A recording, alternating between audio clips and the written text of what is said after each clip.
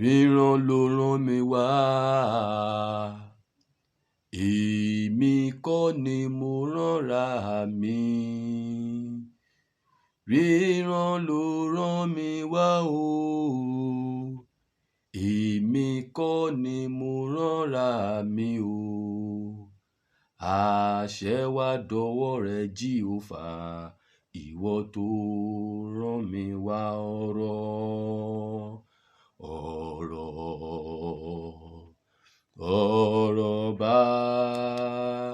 bá ọ̀rọ̀ látètè kọ́ṣe ní ọ̀rọ̀ ti wà, ọ̀rọ̀ sì ń bẹ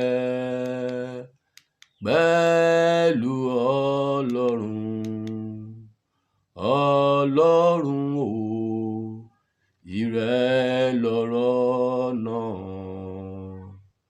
ó ti tàkókò ọ̀rọ̀ sọ́ra rẹ jáde.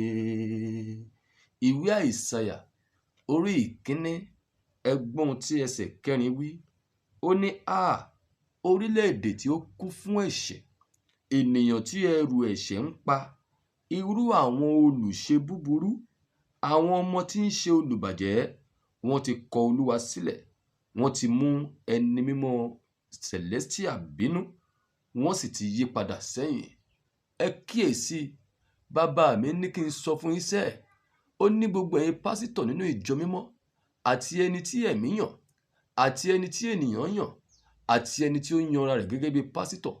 Bàbá mi ní pé kẹ́ pàdé ní ìmọ̀ ẹ̀kọ́, àní ní ilẹ̀ àánú ibi tá a sì papá sí gangan. Onímájẹ̀mú ní kẹ́ lọ fi àdúrà jagun, ẹ lọ béèrè fún ẹni náà tí yóò ṣe olórí láàrin yín, èyí tẹ́ máa forí fún, tẹ́ máa fọ̀wọ̀ fún ní àárín yín. Onímájẹ̀mú rán wa o.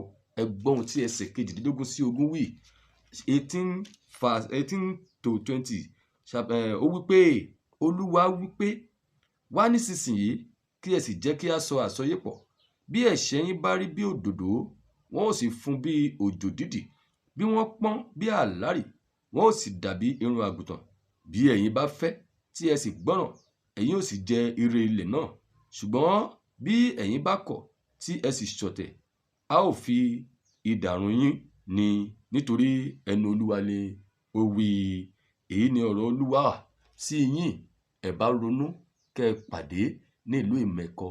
Ẹ fi ọjọ́ kan sílẹ̀ láti lọ bá Olúwa pàdé ní Olúwa wí o.